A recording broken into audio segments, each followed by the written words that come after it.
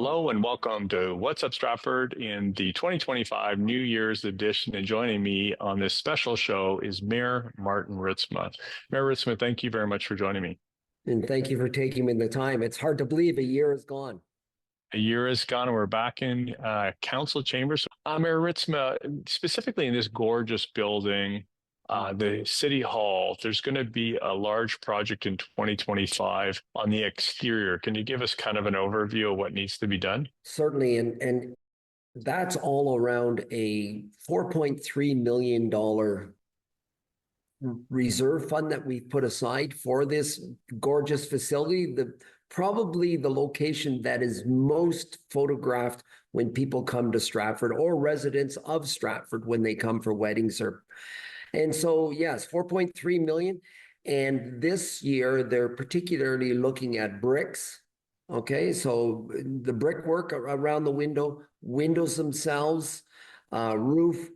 So that's a start point. And once again, some of that work began last year, but I think it's been delayed and not so much because of the money. The money's been set aside, but it's just availability of professionals that can do the work and finding the time in their world to do that construction work. So I look forward to the investment in the building. It is a lot of money, but it's certainly, when people think of Stratford, they do think of the Queen of the Square. And it's definitely a jewel. So let's talk about Erie Street. This is a major project, but there's some federal money in it. So what's going on to finish that up in 2025? There is dollars available because it's a connector road, and so there's certainly some work with regards to we're looking at narrowing the road, looking at making the road more, I guess, safe for travelers, and it's safe for all kinds of uses, whether it's bicycle, whether it's pedestrian, whether it's for automotive. So certainly a lot of work has gone into the infrastructure below the surface, and then finishing out with infrastructure above the surface, curbing and road surface with asphalt. That work will continue. Like you had mentioned, there are dollars available through the governments at higher levels because it is a connector road. One of the challenges, and we're not sure yet whether that will impact us, we know that there is a bit of a moratorium on bicycle lanes, or the use of bicycle lanes on major routes.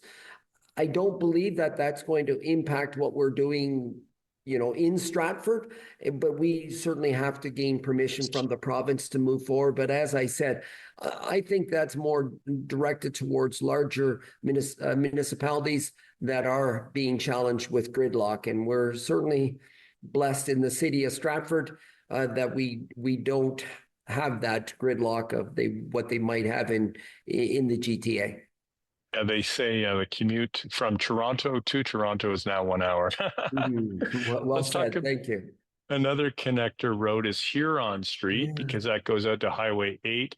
John to Matilda. I will say one thing, the downtown to John Street is surprisingly efficient as it reduced, and it's so smooth. So what's going to go on the next phase, John to Matilda? Yeah, and thank you for that. And it took a lot of convincing early on to say to people, give it some time. I reflect, if and drag me back into this conversation, but I reflect on Albert Street, where people saying, no, it's not going to work. It's not going to work. And a big shout out to Nick Sheldon, who is the project manager of that. It has shown that kind of a model, the model that takes care of I guess it's a road diet, where you condense the road down but makes it more efficient. And here on Street, for example, with the designated left turn lanes, it is more efficient when you're moving along. And the lights that go across from north to south on Huron, those lights are set that they're activated only when there is traffic there. And so all those things will that type of work lead to efficiencies, but that type of work will continue as we move further up Huron Street, and in inclusion to those things that you don't see, that infrastructure work that needs to be done below surface as well. So I'm glad people have given it the time it's needed for them to appreciate that it is a new model. It's a little different. It's something that perhaps you'd see in more European cities to increase safety, but as you mentioned earlier, the efficiency of travel on that major route. Perfect. Thank you, Martin, for talking about 2025. Coming up next, we're going to talk about more 2025 capital projects.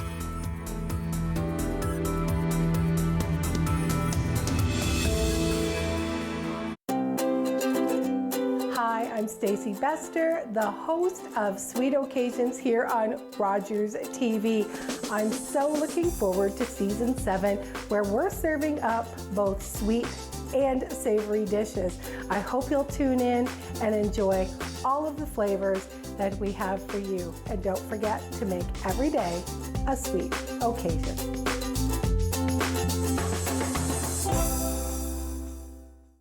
October 5th, 2014, my daughter was hit by a train. She was walking along the sides of the tracks, and it shattered her world.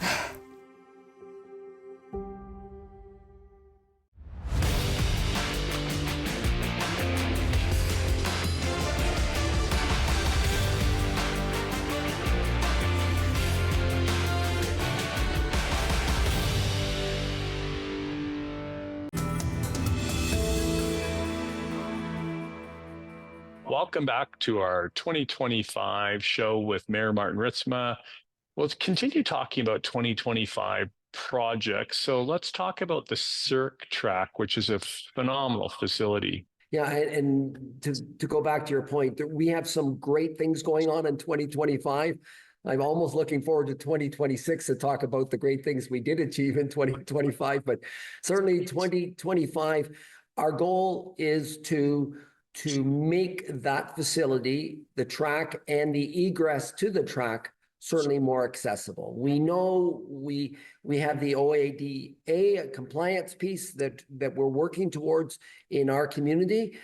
We have lots of work, and that the Cirque site is one of those sites. I was on that site as head of phys ed at Stratford Northwestern at the time when we did create that site, an amazing site that meets the needs of 2 high schools, a daycare, so many community events that can take place up there, whether it's volleyball, soccer, tennis, pickleball, rugby, soccer, all on that site. So the goal is to take that track and to resurface it into a multi-use surface that allows for accessibility and allows for us to entertain so many more sports events and cultural events. We used to have, back in the day, Relay for Life up there, but then the accessibility became a challenge. And so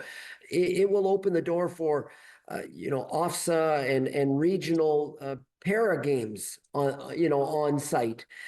So that, and it matches well too with our tourism plan, with our plan around sports and recreation.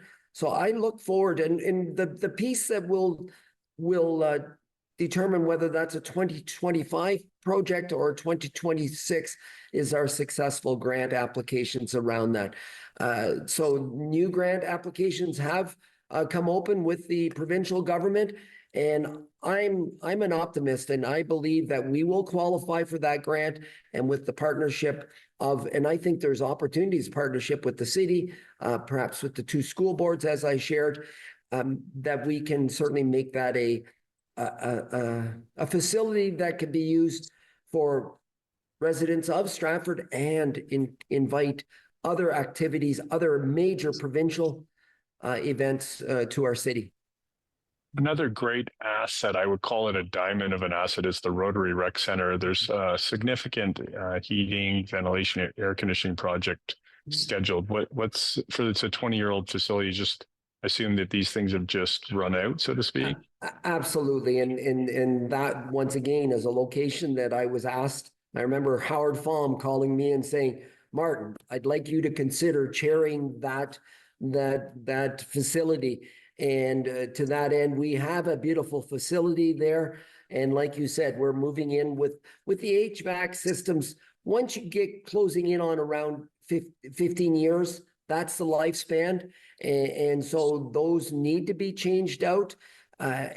That's not a surprise, and that's why we have an asset management plan where you know, in a perfect world, you put enough money, start putting enough money away from day one of that piece of infrastructure.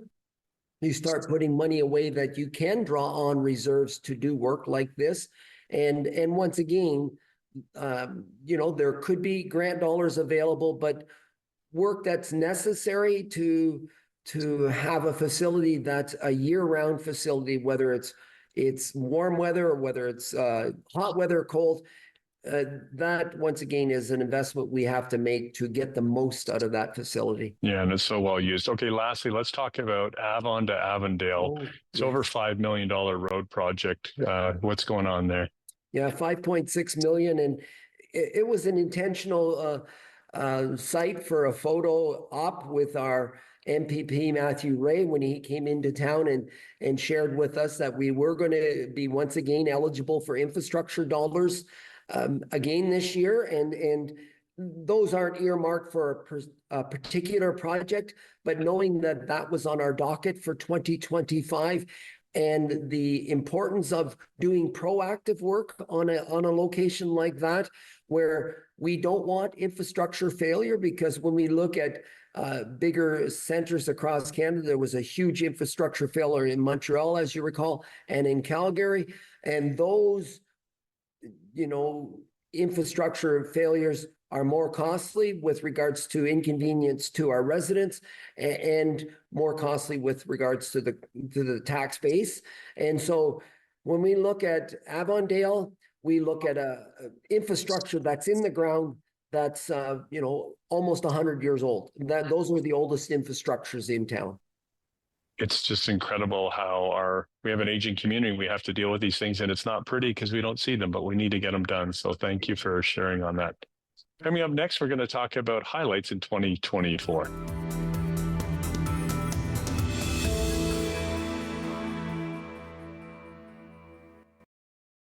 Think it's okay to drive high? Think again. Drug-impaired driving is as illegal as drunk driving, and in Ontario, the penalties are the same. If police suspect you're driving under the influence of drugs of any kind, or a combination of drugs and alcohol, and you fail a roadside test, your license will be suspended immediately for up to 30 days. You'll pay a penalty of $198. And you can be charged with a criminal offense of impaired driving, the same as alcohol. Driving high is never okay. Hello, and welcome back to our annual year in review with Mayor Martin Ritsma. And I want to talk about the great things that we did as a city in 2024. Let's start off with the Albert Street and talk about traffic calming. And one thing I want to say, most people don't realize we have almost 400 kilometers of paved lanes in the city, about 190 kilometers of roadway within the city. That's a lot of pavement to look after. Let's go to Albert Street traffic calming. Tell us about that good thing. A great example of Stratford, perhaps stepping out of what we normally do and looking to other municipalities, both in Canada and in Europe, where you take a street and that street is used. It's used by all forms of traffic, but the uses go from, let's go with pedestrians first, as you know, the key users of that street, followed by bicycle, then followed by auto. And when you use the word traffic calming, the traffic calming is designed to slow traffic so those other forms of transportation feel comfortable and feel safe at using that roadway. And once again, costly without a doubt, because once again, we went from infrastructure deep in the ground, to the curbs and the asphalt on top. I'm so thrilled. I intentionally take Albert Street home at nights because I just find the word calm, it's much calmer than using Ontario Street. And so if we can take the foot traffic, the pedestrian traffic off Ontario Street and move it just literally one block over, and we can have automobile traffic, but that traffic will be slower, not only for the bikers and the walkers, but also for the residents of Albert Street. So a huge success. Now, one of the things that you talk about and one of your things that you're very proud of is your transparency. So tell us what you've done in 2024 in transparency. I believe my strength, my ability to connect and share with people. Do the individuals I speak with, either in small groups or one-on-one, do we agree on everything? No. And that's healthy as well, because that pushes my boundaries and pushes my thoughts and my visions. But I value the idea of sitting and conversing with people. I really do, whether it's a small group, at a coffee shop, or it's one-on-one. The opportunity for them to ask questions and know that they're going to get an honest, sincere response right across the table, eye to eye. I know frequently when people do email me, and I do respond email, and that's my first order of the business. Similar to in education, first order of business in the morning, whether there's been calls overnight or emails, is to respond those as quickly as possible. But when I do respond, I frequently say, if this response isn't sufficient and you want to follow up, much to the chagrin of my exceptional assistant, Lindsay, we will set up meetings where we will chat in my office or sit and have coffee. And I'm so happy with that. I look at in council chamber the number of opportunities where people do take the opportunity to approach council and be in front of council, where we suspended the rules around the presentation by a resident in council chamber, where you don't have to book a week in advance that opportunity to talk to council and address council. So that will continue to be the way I operate. And that's not saying that the previous councils didn't do a good job of that, but that's my comfort zone. And I enjoy that, whether it's on the street, whether it's a lineup in the bank, whether it's a council chamber, my office, coffee shop. That I think we've made great strides in that, and I'm really happy with that, and we'll continue to do that. That's not, it was something that was identified, I believe, during the election. That it wasn't so much that, it's me. Perfect. Martin, I know one of the things that you also take great pride in, federally, there's an immigration policy, but what about newcomers in Stratford in 2024? Well, and and thank you for bringing that up. I take great pride in that, because in the end, we're all newcomers. I always share the story of my parents coming to this country in 1949, 1950, after Second World War, and they came as newcomers, and they came with challenges as well. And I think and as a result, they were major contributors to the community and to the economy of this country. And we need to understand that continues, that the importance of immigration, and as it affects and impacts in a positive fashion our country and our municipality. And so I'm proud to say that we welcome our residents.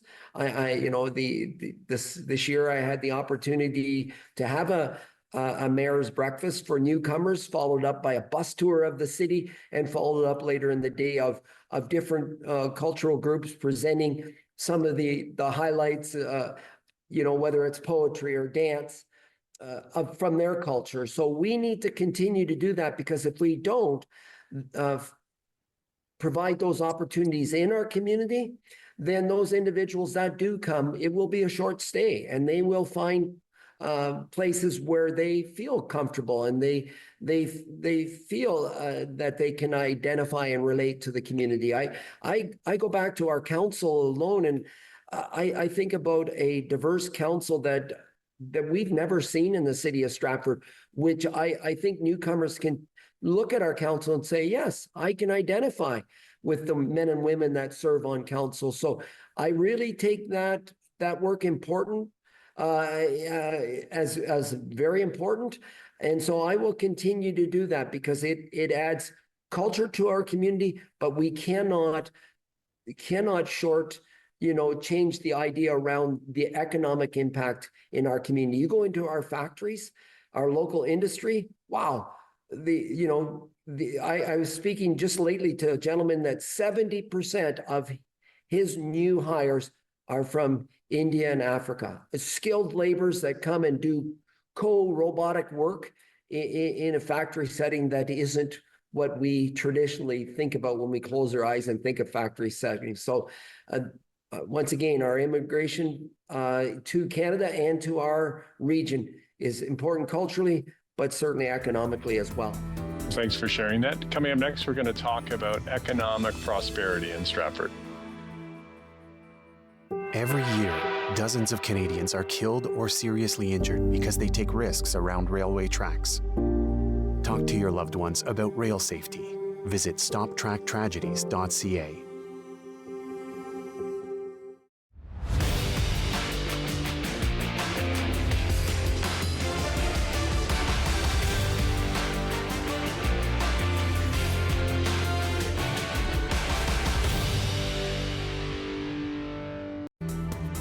Welcome back, or What's Up Stratford, a year in review, and joining me is Martin Ritsma, and continuing on our discussion. Last year in 2024, you went to Japan.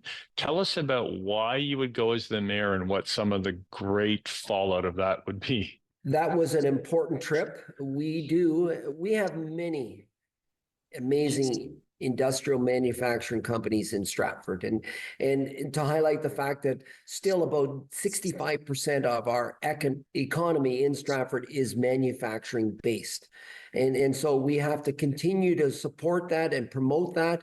The trip to Japan, I had the opportunity to meet with 5 of the companies that are based from Japan in Stratford, 5 key companies that continue to grow, that are largely connected to the auto sector.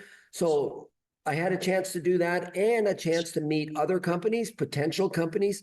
But one of the companies I did have a chance to meet was that of Aisin Canada's mother company, or in Japan, and to discuss their great commitment.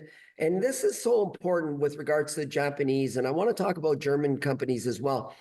That it's more, when they come and invest in your community, it's more than the economic. They want to be immersed in your community. And so we had a great conversation around the economic impact and the cultural impact of their company. And to that end, you can see the results of a great visit where Aisin Canada has begun, and they're well underway, of doubling their footprint of their current site in the Wright Business Park, where they currently, they're in around 600 employees. When they double it, they won't double their number of employees, but certainly the capacity to produce. And once again, that's because of the great work of the robotic work that goes on in many of our factories. So we won't lose sight of staying connected with Japan. Probably another trip might be coming up this spring as well. But I look at companies that are from Germany, Schaeffler Canada, just another amazing company that has the automotive and the aerospace divisions, and the work that they do in our community, not only once again economically, but in support of so many organizations and agencies. And just recently, we had the gentleman from Germany with regards to advancing German investment in Stratford. And he highlighted so many qualities in Stratford that German companies, just like the Japanese, are looking for. The they're looking beyond just a spot for their plant. They're looking for cultural activities, and we look at Stratford as a cultural entity, not only with the festival, but we talk about Lights On and all the other festivals that take place. But they also look at a key educational system, both secondary and post-secondary, and you know, our University of Waterloo Stratford campus, Conestoga College that features big and will continue to feature big in Stratford, the Fanshawe College. So those are entities that sometimes we don't think that companies and countries are looking for when they invest in Canada, and we feature large in that and we have to feature large because we are not on the preferred right on the 401. We are off a wee bit. And for somebody to choose Stratford, even though we're off the 401, that's saying that we offer a great deal to those companies beyond just a footprint for an expansion. Let's talk about more than just automotive. How do we diversify? What are we doing to diversify? Well, and I love the auto sector. I love what we're doing in Stratford and the potential to pick up some of the spin-off of the EV investment that's taking place in Windsor and in Oshawa and in St. Thomas. We will get spin-offs from that, but I think it's important for us to continue to expand beyond the auto sector. I think of food processing. One of the things that we go back to Japan, the visit to Japan, and you know, you look on menus where it identifies Canadian pork, Canadian beef, Canadian maple syrup, Canadian blueberries. And I think we have an opportunity in this area where we are blessed to live in an agricultural community that is $1 billion a year of gate receipts in agriculture. And what can we do with regards to food processing? I spoke about connecting with Rob Flack, who's our rural minister with regards to agriculture in this area, meeting with him after Christmas to talk about things like food processing, that we can take food that's produced here or close to here and process it on site and get it prepared for destinations, whether it's China, Japan, India, Taiwan. And I believe we need to diversify our economy so that we're not tied to just one or two economic bases. Perfect. Well, let's lastly talk about our beautiful downtown. We get 1 million tourists, arguably, each year. How come you go to a lot of these downtowns in these communities and it's literally economically decimated, but Stratford is flourishing? Tell us about small business in Stratford. I'll go back to a conversation. The very first phone call I received at my desk almost 2 years ago from Breen Bentley saying, I couldn't think of a better place than being a restaurateur than Stratford, Ontario downtown. And it is the result. Certainly we have been blessed with a festival theater that is world-renowned. It is a Canadian icon. It's not just something Stratford is blessed with, Canada is blessed with having. We used to always call it the shoulder season. I think at some point we are not going to have a shoulder season. I look at the work of Destination Stratford and what they do throughout the year, but in particular during the winter months with Lights On Stratford. And then we have the Stratford Winter Film Festival. And then coming up this year, we have the Stratford Film Festival, which is a little bit more robust with regards to its length. We have so many opportunities that are here in the downtown core for not only our tourists, but our residents. Ritsma, thank you very much. Have a very prosperous 2025. Happy New Year, and thank you very much for joining me. Thanks for joining us, and make it a great year ahead.